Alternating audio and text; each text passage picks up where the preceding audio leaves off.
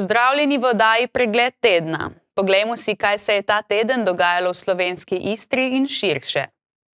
Vlada Republike Slovenije je 17. aprila 2025 vložila predlog zakona o psihoterapevtski dejavnosti.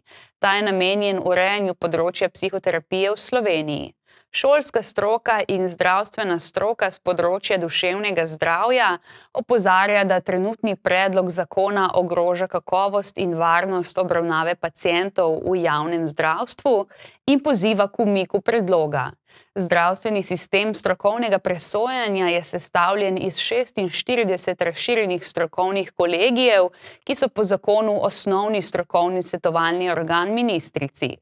Že 38 jih je podpisalo, da so proti predlogu zakona.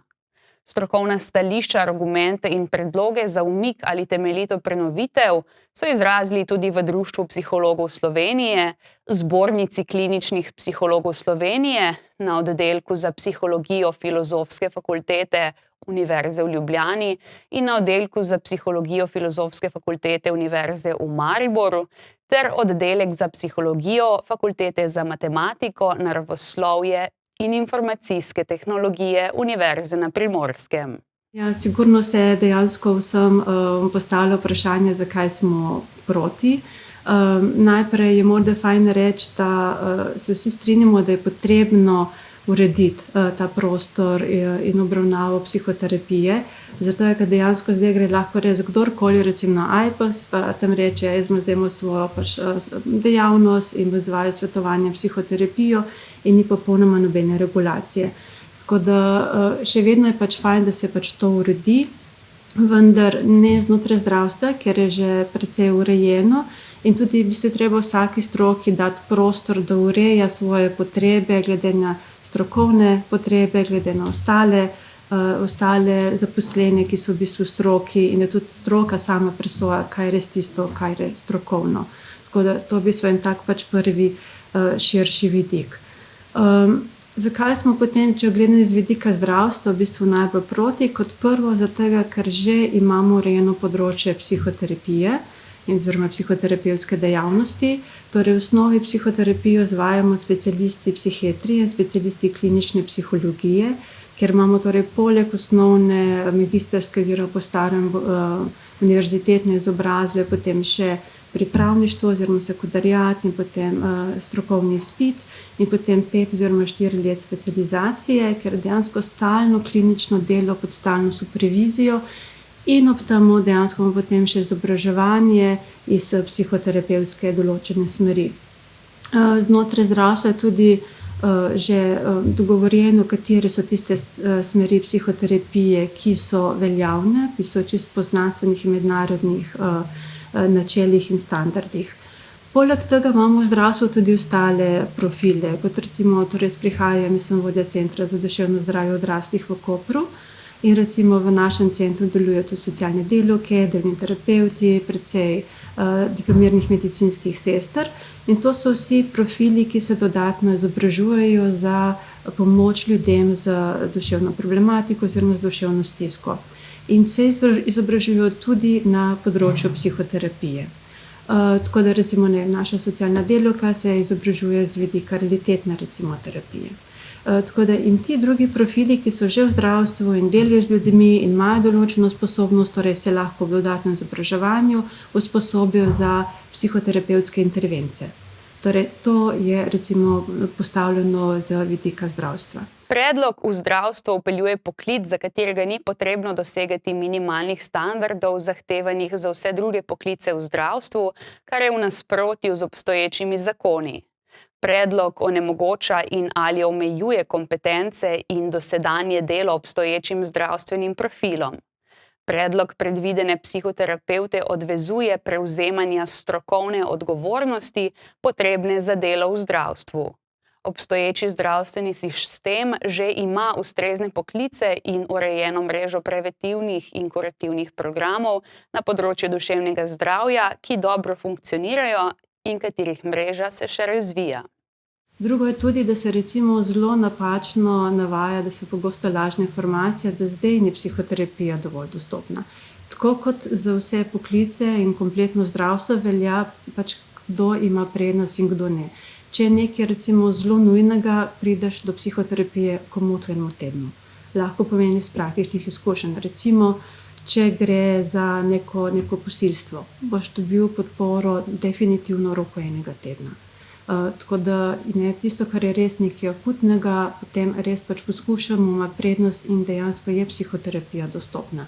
Če pa nekaj kronificiranega, če gre nekaj recimo za osebnostne motnje, nekaj, kar se dejansko vleče in tudi vemo, da recimo bistveno daljša obravnava, to recimo več let, potem taka oseba bo pa dlje počakala. Pa še to pravim, do leta 27 tudi tega ne bo v bistvu več. Tako da, včasih treba se malo potrpljenja in je stvar urejena na zelo ustreznem, visokem nivoju. Da bo še boljše v bistvu kot zdaj. Eni vidiki tega zakona so tudi, da je res tako neustrezno napisan, da recimo potem nam, ki smo že toliko časa delamo, imamo vse te izkušnje in izobrazbo, dejansko prepoveduje, da bi sploh delali psihoterapevtsko dejavnost, ampak da bi delali samo psihoterapevtske intervencije, medtem ko bi potem psihoterapevti, ki po tem zakonu ne potrebujejo niti pripravništva iz zdravstva, niti strokovnega izpita, pa prevzeli psihoterapevtsko dejavnost. Potem recimo v zakonu direktno piše, da oni ne odgovarjajo za to, v kakšnem zdravstvenem stanju so pacienti. Mislim, kar je totalen absurd. Potem recimo, da lahko odklonijo ljudi, ki pridejo v bistvu po pomoč. Tako da, in sicer ne vem, s kakšnimi poslanci, ki ste pogovarjali, rekli, ja, se to bomo korigirali, ampak vseeno to se kaže od zadaj, kakšen nivo razmišljanja je dejansko pri teh ljudeh, ki poskušajo ta zakon spraviti skozi. Prvo branje zakona bo potekalo v naslednjem tednu.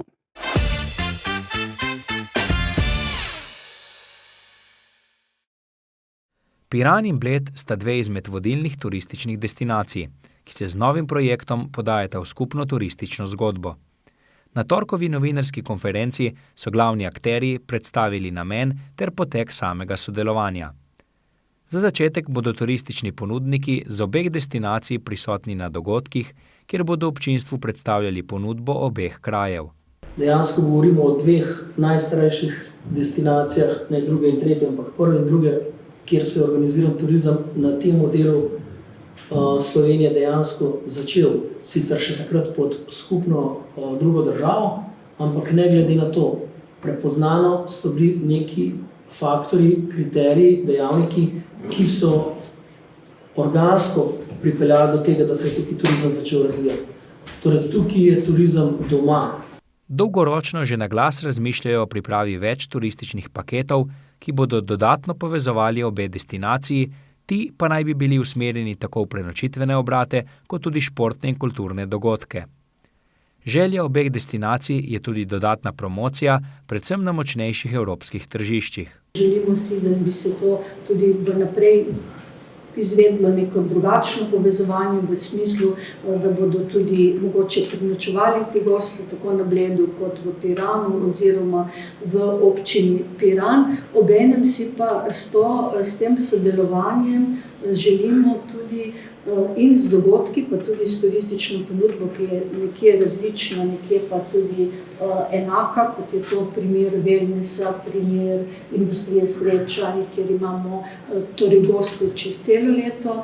Si želimo dodatno promocijo na naših primarnih trgih, ki bodo še vedno ostali Avstrija, Nemčija in Italija. Skupne dogodke načrtujejo zlasti v času pred in po glavni turistični sezoni, saj je namen sodelovanja tudi dvig atraktivnosti destinacij skozi celotno leto. Naš skupni izziv, kot sem povedal na začetku, ni z našo skupno kampanjo ali pa z našim skupnim delovanjem na trgu povečevati prihode gostov v višku ali pa v glavni turistični sezoni, ker mislim, da to uspešno delamo že zadnjih 100 let, ampak se predvsem osredotočiti na to, kako pripeljati obiskovalce v času izven sezone in skupnimi produkti in skupni nastopi, zmanjševanjem stroškov in pa večanjem blagovne znamke, prepoznavnosti blagovnih znamk, mislim, da to lahko izven sezone tudi uspemo, zato če ste prej dobro poslušali Mojmira, so vsi dogodki vezani na čas, ko je v obeh destinacijah nižja sezona. V piranski občini so iskali način, kako popestriti decembrsko dogajanje. Sodelovanje se je začelo uresničevati po pogovoru z Blejci, kjer je bila začetna ideja menjava soli in smreke. Danes je to preraslo v odličen projekt, ki s skupnim delovanjem tudi lažje pomaga racionalizirati stroške.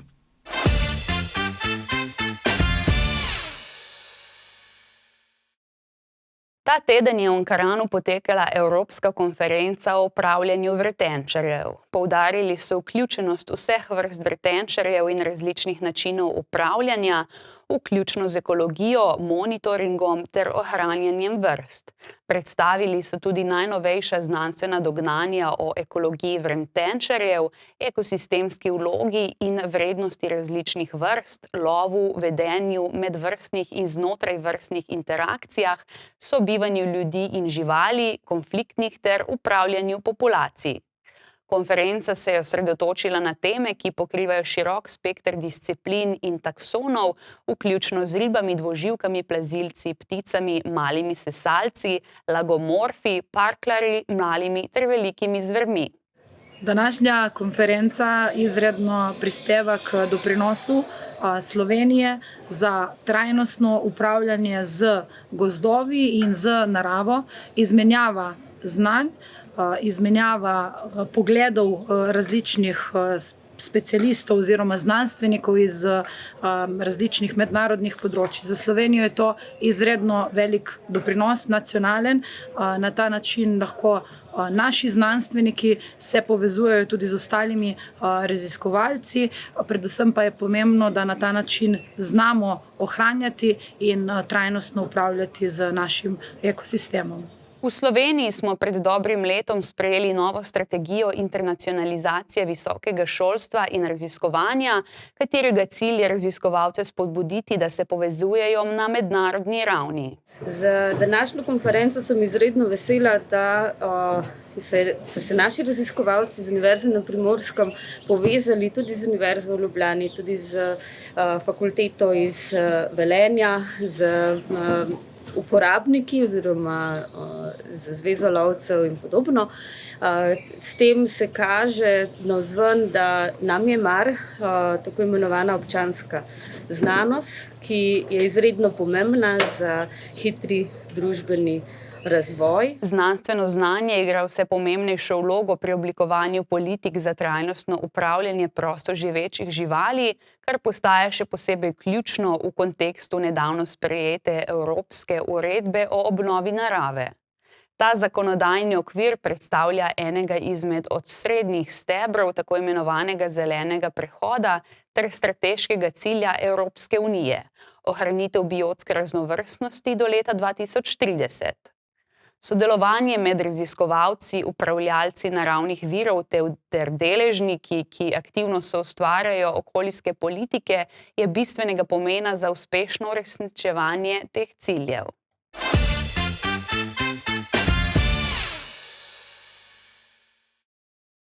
V nekdanjem skladišču soli Grando v Portorožu je potekal že 34. slovenski oglaševalski festival, ki je na obalo privabil številne obiskovalce in pa nekatere izjemno priznane goste, ki so na odru predstavili svoje življenjske zgodbe ter pomen oglaševanja.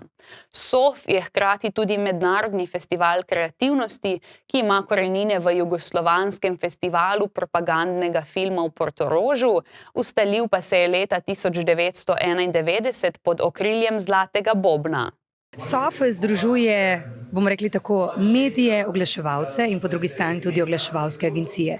To je prostor, kjer se izmenjajo tako ideje, kjer so priložnosti za mreženje in nenazadnje tudi priložnost, to je kraj, kjer se lahko veliko novega znanja pridobi, ker imamo zelo dobre govorce, priznane govorce tako iz slovenskega prostora, kot tudi iz tujine. SOF bo vedno in ostaja festival slovenske obale. Samo mislim, da za čas korone smo ga preselili v Ljubljano iz zelo praktičnih razlogov.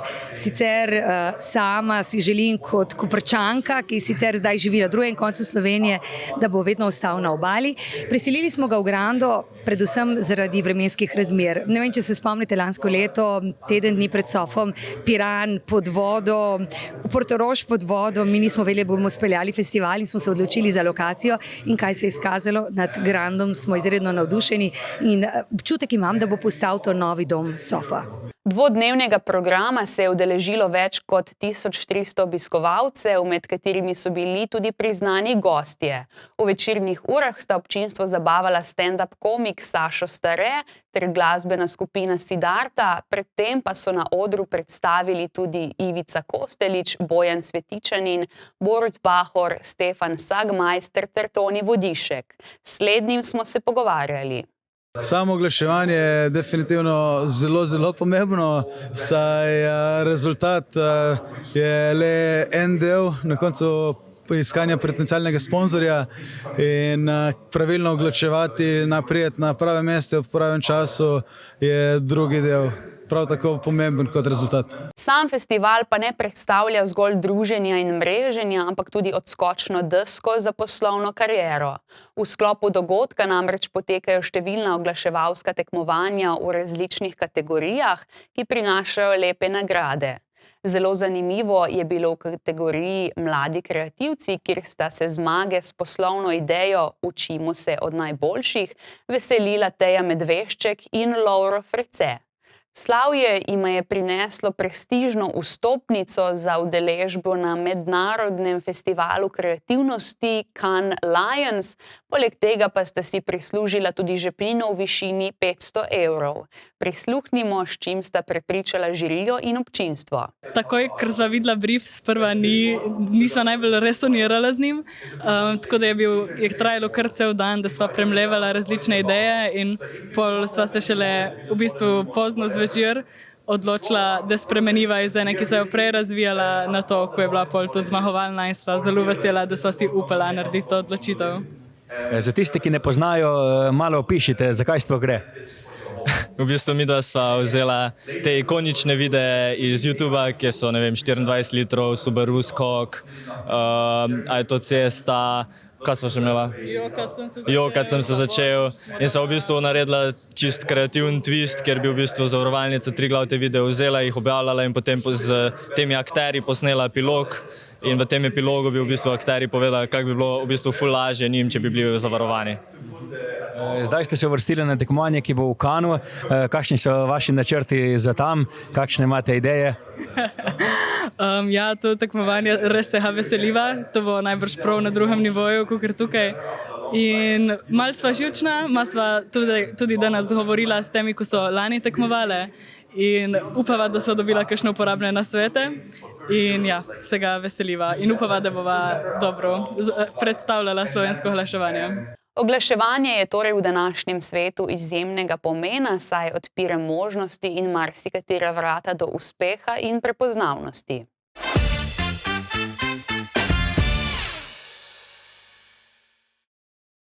Izšla je nova monografija in drugi del slovenskega istrskega lingvističnega atlasa, ki ga je pripravila raziskovalka istrskih narečij Suzana Todorović. Z novo izdajo avtorica poglablja svoje temeljito delo na področju slovenskega istrskega narečja, ki ga je zajela na različnih območjih Istre. Tokrat na jezikovno karto umešča narečne izraze z področja števnikov in opisnih pridevnikov, časen koledar, življenje, poroke in družine in hiše in posestva. Torej, v 30 istrskih krajih sem po narečnih izrazih, torej za teme, ki sem jih sedaj navedla, zbirala narečno izrazje. In sicer pri približno 150 narečnih govorcih. V atlas je vključenih 22 raziskovalnih točk križanskega in šavrinskega podnarečja. Narečno izrazje, ki je zabeleženo na 493 jezikovnih kartah, je avtorica zbirala med letoma 2013 in 2023.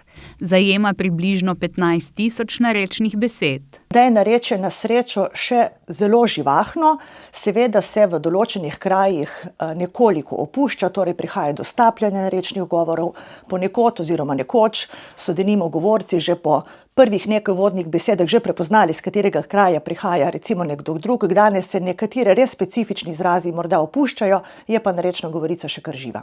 V začetku naslednjega leta prihaja še zadnji del atlasa, kjer bo prikazan rezultat geolingvistične študije, v kateri so se posvetili izrazom spomenskih polji garderoba in dodatki, hrana in pijača, čustva in občutki, oljkarstvo in oljarstvo, prjad, zelenjava, sadje, sadno drevje in živali.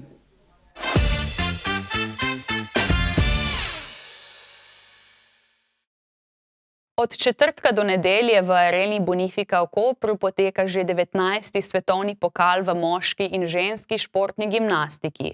Tekmovalci prihajajo iz 25 držav, skupaj s spremljevalci pa jih je približno 200. Že 8. se pokal odvija v Kopru, predtem pa je potekal v Mariboru in Ljubljani. Ja, imamo kar par nosilcev olimpijskih medalj, zadnjih olimpijskih medalj. Imamo se pravi, Filip Udej leta 2008 dobil medaljo, hrvaški predstavnik. Tako da skupaj mislim, da imamo 6 ali pa 7 olimpijskih medalj trenutno v Kopru, kar je zelo lepo. In seveda računamo, da bo naredila ena dobra vaja, kar bo seveda zanimivo za gledalce. Predvsem so pa tudi naši tekmovalci slovenski, ki verjamem, da bojo v redu tekmovali. Poleg tega je to super priložnost za njih, pa super priprava za Evropsko prvenstvo, ki sledi potem čez 10 dni. Imamo Tejo, ki je letošnja zmagovalka skupnega seštevka svetovnih prvakov, tudi Lucija zmagala skupni števek. Tjaša je tudi prišla med prve 3 in imamo res eno super predstavitev od naših, kako so lepo že letošnjo sezono začeli, da se potem tudi malo predstavijo, preden grejo naprej na Evropsko.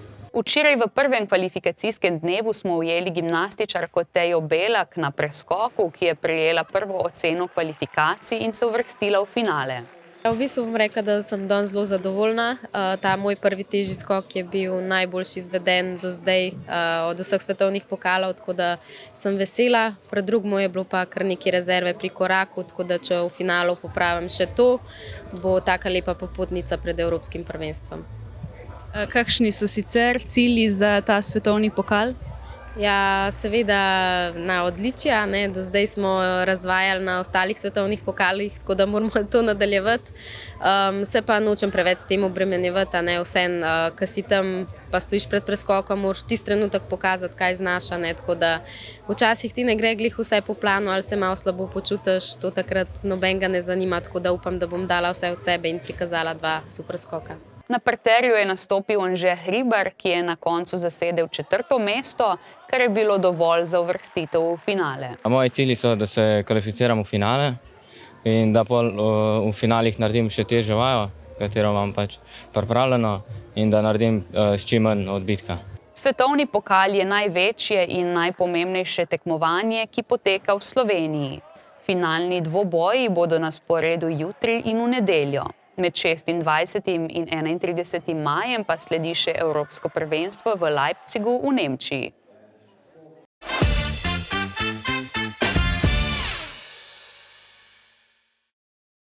V sredo so se v finalu pokala Slovenije pomerili nogometaši Kopra in Celja. Kljub temu, da so Primorci na lestvici državnega prvenstva trenutno mesto nad aktualnimi državnimi prvaki in da so na 4 letošnjih medsebojnih tekmah izgubili samo enkrat, pa so bili v vlogi favorita prav Grofje, za katerimi je tudi uspešna sezona v konferenčni ligi. Več kot 6000 gledalcev je v sredo v prestolnici gledalo bolj ali manj enosmerni promet. Celjani so že po prvem polčasu vodili z visokih 3-0, potem ko so v polno merili Svit Sešlar, Aljoša Matko ter Nikita Josifov. V drugem polčasu se razmerje moči ni spremenilo, Aljoša Matko je dosegel še 1 gol in Celjani so se zmago 4-0 veselili druge pokalne lovorike v zgodovini kluba, prve po letu 2005. Za Koprčane je bil to 6. tovrstni finale, slavili so na 4, nazadnje pred 3 leti. Na koncu srečanja se je na igrišču tudi zaiskrilo, saj so si nogometaši in trenerji obeh ekip skočili v lase. Predčasno je zato moral zaradi rdečega kartona pod prho tudi Brazilec v vrstah Kopra, Felipe Curcio. Kljub prvemu porazu na 12 tekmah Slaviše Stojanovića na klopi rumeno-modrih, bodo prihodnje leto Koprčani nastopili v evropskih tekmovanjih in sicer v konferenčni ligi. Celjani so si za osvojeno lovoriko prislužili nastopanje v kvalifikacijah za Evropsko ligo. Na koncu velja dodati, da so v pokalnem tekmovanju še naprej najuspešnejši Mariborčani z 9 naslovi, sledi Olimpija z 8 ter Koper s 4.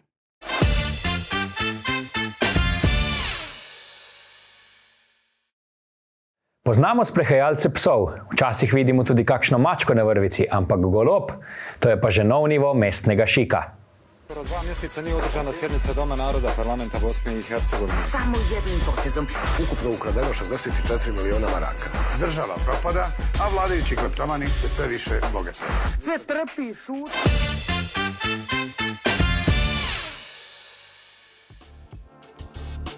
Pozdravljeni v novi ediciji Kulturnega napovednika. V soboto 17. maja se že ob 11:30 lahko udeležite lutkovne predstave za otroke z naslovom Medved išče pestunjo in druge zgodbe, ki se bo odvila v Lutkarnici v Kopru. Ob 16. pa bo v parku Pietro Copo v Izoli potekala Obala Rock s koncerti skupin Vesoljski bureki, Black Lights, Rock and Teens, Električni mulci, Under Zero, Oceania, Lucifer Band in Liquid Gasoline. Ob 17. uri pa v Pokrajinskem muzeju Koper sledi gastronomsko-umetniški večer z razstavo umetnika Dušana Jovaniča ter glasbo DJ Loti in DJ Lero. Dogodek organizira kolektiv Druksi iz Kopra. Ob 20. uri pa bo v novih prostorih Kluba študentov občine Koper potekal večer improvizirane glasbe z naslovom Džemka. Na nedeljski večer pa se ob 19. uri obetata 2 dogodka. Prvi bo v stolnici Marijinega vnebovzetja v Kopru, kjer bo nastopil moški pevski zbor Antone Forster. Drugi koncert pa bo potekal na trgu pri kavarni Triglav, kjer bo v sklopu glasbenega bicikla potekal jam session, torej večer improvizirane glasbe. Na torkov večer 20. maja pa bo ob 19. uri v Kulturnem domu Izola potekala območna revija odraslih pevskih zasedb 2025. Na isti večer ob 19:30 pa bo v Pokrajinskem muzeju Koper sledil koncert tria Prometeo. Ta bo potekal v okviru 6. Amabile festivala. Na sredo 21. maja pa Klub študentov občine Koper organizira večer poezije z naslovom Poetry Look Performance, kjer se bo predstavil umetnik Dirkom Huelstrukom.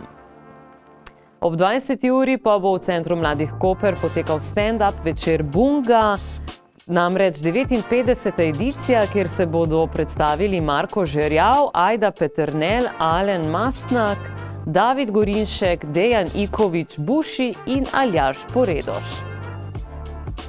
Na četrtkov dopoldan pa se bo ob 11. uri v mestni čitalnici knjižnice Koper odvil dogodek ob obeležitvi 50-letnice oddelka za domoznanstvo knjižnice Koper.